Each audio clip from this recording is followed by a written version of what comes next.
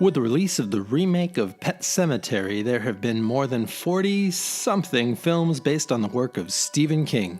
Not all of them are good. In fact, a bunch of them are flat out terrible, but there are definitely enough great ones for a top 10, so let's count them down.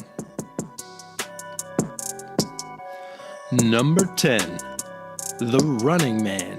Schwarzenegger, Jesse the Body, and Family Feud host Richard Dawson in a rad story about an innocent man sent through a future game show that's basically American Gladiators, but to the death. It is both a guilty pleasure and a weirdly accurate depiction of 2017. Number 9, Creepshow. Stephen King teamed up with the great George A. Romero to make this funny/creepy anthology film. Some of the shorts work better than others, but the good far outweighs the bad. Plus, Leslie Nielsen and Hal Holbrook are in it, and we get to see King himself in an acting role, and he is delightfully terrible. Number 8, Misery. One of the few Stephen King adaptations to win any kind of Oscar, Kathy Bates kills it with a genre-defining performance. The great thing about Misery, the film and the book, is you can feel King cringing as he writes one of his own worst nightmares. This is solid claustrophobic stuff. Number 7, The Dead Zone. The novel also spawned an Anthony Michael Hall TV show, but the original Cronenberg film with Joaquin Sheen and Tom Skerritt can't be beat. It's a cool sci-fi horror mix about how seeing the future doesn't necessarily help you stop it. Joaquin's very cool popped collar jacket kinda steals the show. Number 6, The Mist. Thomas Jane is great in this clever horror. Also, I bet you didn't realize that Captain Holt was in it.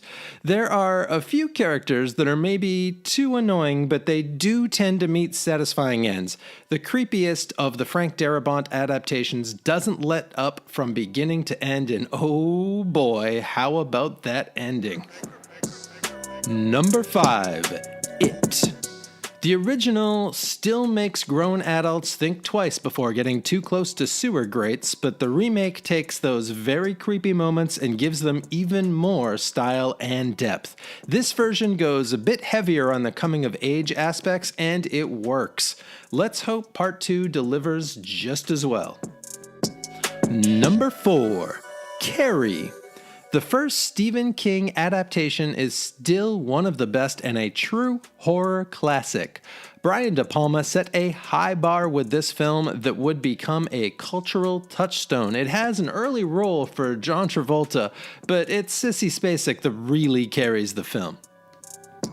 Number 3, Stand By Me. Some of the best Stephen King adaptations come from the stories you never would have guessed he wrote, and there are few better coming-of-age films than this Rob Reiner directed gem based on the Stephen King short story The Body. And there may never be a better cast of future stars in anything, period. Number 2, The Shawshank Redemption. Who would have thought that an adaptation by a first-time director of a non-horror Stephen King short story, and a period piece no less, would end up being one of the greatest films of all time? Odds are you have at least one friend who would name this as their all-time favorite film. It is equal parts heartwarming and heartbreaking, with career-defining performances from Robbins, Freeman, and Clancy Brown. Probably the closest a King adaptation will ever get to a Best Picture. Number 1, The Shining. You can really flip a coin here between 1 and 2, but I'm going with this one because it's Stephen King and this movie is horror. Stephen King himself may not agree, but Stanley Kubrick's The Shining was a game changer for horror films. There are other films on this list that have become part of the collective consciousness, but none more so than this. Every single shot is terrifying. Kubrick makes the Overlook Hotel into a living, breathing thing that has something awful behind every door. He may have only made one horror film, but it was arguably the best one. Thanks for checking out this top 10 list. Like, subscribe, click things on the screen, write things down on a napkin, and put it in the pocket of a stranger. I don't presume to tell you how to live your life, but if you want more stuff like this, maybe check out the channel. See you next time.